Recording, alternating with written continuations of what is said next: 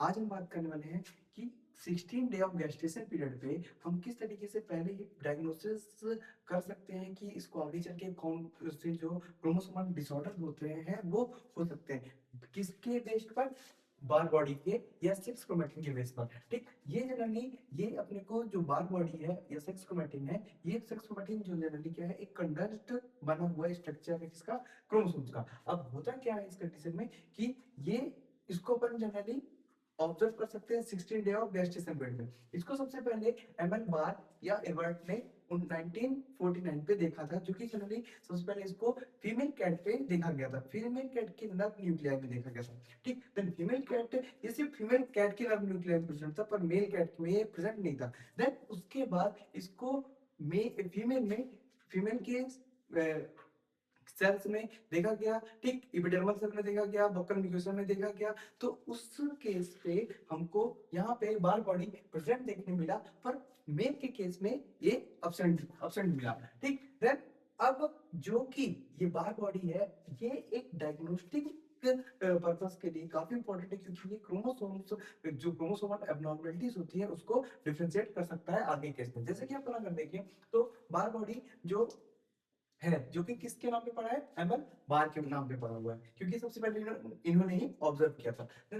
इसको अपन sex chromatin इसलिए कह रहे हैं क्योंकि इसमें जो क्रोमैटिन मटेरियल है जो कि कंडेंस्ड है, क्रोमोसोम्स का ही बना हुआ है, इसलिए इसको अपन सेक्स क्रोमैटिन कह रहे हैं। ठीक, अब देखिए यहाँ पे जो मदर है, ठीक, mother X, then father Y. ठीक, ये क्रोमोसोम्स है। अपने को पता है कि टोटल नंबर ऑफ क्रोमोसोम्स कितने होते हैं, 46 होते हैं। ठीक, अब जैसे कि 23 एंड 23, अब ये जो नया जाइगोट बना है इसके पास नंबर ऑफ क्रोमोसोम कितने हो गए, 46 हो गए। अब अर्ली सेल डिवीजन के फेज में जब सेल डिवीजन होता है तो पहले ही ये फीमेल में x x number of chromosome, अब यहाँ पे कितने हो गए, 46 हो रहा है। ठीक, देन एक्स वाई। अब वो कह रहा है कि इस केस में होता क्या है कि बार बॉडी जो फॉर्मेशन होता है तो क्रोमोसोम कुछ समय के लिए इनएक्टिव फॉर्म में जाता है, ताकि जो इसमें एबनॉर्मलिटीज है वो चीज पहले से ही क्लियर हो जाए। तो क्रोमोसोम इनएक्टिवेशन, ठीक, अब क्रोमोसोम इनएक्टिवेशन की अगर बात करें तो इस केस में क्या होता है कि 16 डे ऑफ gestation पीरियड में बार बॉडी का फॉर्मेशन होता है।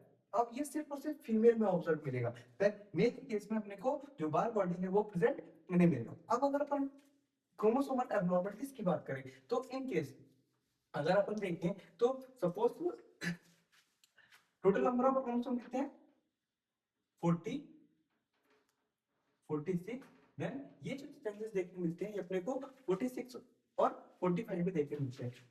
सपोज करें अगर अपन, है ना, फीमेल है, देन अगर बार बॉडी जो है वो अब्सेंट हो गई, तो बार बॉडी जो है अगर एब्सेंट है तो यहाँ पे क्रोमोसोम सिर्फ एक है, एक यहाँ पे 46 नंबर का क्रोमोसोम क्या हो गया, अब्सेंट हो गया। जब 46 नंबर का क्रोमोसोम अब्सेंट हो गया तो यहाँ पे जो सिंड्रोम मिलता है वो मिलता है क्या, टर्नर सिंड्रोम। देन वहीं पे अगर वन बार बॉडी एक्स्ट्रा है प्रेजेंट है, तो यहाँ पे टोटल कितना होगा, 46, 45 में प्रेजेंट है, 46 में भी 46 क्या है अपना वाई। ठीक, तो यहाँ पे मेल के केस में हो रहा है तो यहाँ पे जो 46 का हो जाएगा ये एक्स हो गया और 47 वाई हो गया। तो यहाँ पे जो सिंड्रोम मिल रहा है वो क्लीनफेल्टर सिंड्रोम देखने मिलेगा। तो वहीं पे अगर जो बार बॉडी प्रेजेंट है तो यहाँ पे एक्स एक्स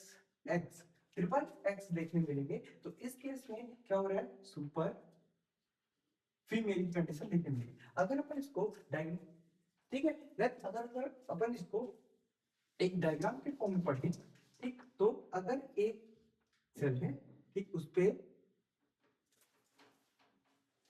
ये एक सेल होगी जिसपे क्या है, यहाँ पे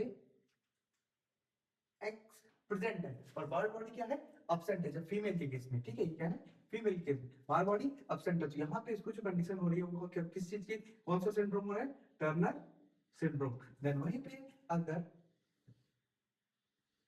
एक्स एक्स वाई मेल है, देन एक एक्स्ट्रा कॉपी है किसका, बार बॉडी का। मतलब यहाँ पे अगर अपन देखें कि यहाँ पे बार बॉडी अपने को देखने मिल रही है, बार बॉडी अपने को देखने मिल रही है, तो यहाँ पे जो सिंड्रोम है वो कौन सा मिलेगा, क्लेनफेल्टर सिंड्रोम। ठीक, देन अगले केस में अगर अपन देखें तो जो फीमेल है एक्स एक्स तो मिल ही रहा है, साथ में बार बॉडी भी अपने को देखने मिल गई है, इसको अपन बोलते हैं क्या, सुपर फीमेल। ठीक, तो यहाँ पे जो एक्स्ट्रा कॉम्प्लीमेंट मिल रही है, तो इससे बार बॉडी या सेक्स क्रोमेटिन के बेस पे हम पहले ही डायग्नोस्टिक कर सकते हैं कि इसको आगे चलकर क्रोमोसोमल एब्नॉर्मलिटीज देखने मिलेगी या नहीं। ठीक, तो ये एक बार बॉडी जो कि एक 16 डे ऑफ गेस्टेशन पीरियड पे अपन देख सकते हैं और पहले डायग्नोस्टिक एवल्यूएशन कर सकते हैं किसी भी एडवांस डिसीज या क्रोमोसोमल एब्नॉर्मलिटीज के लिए।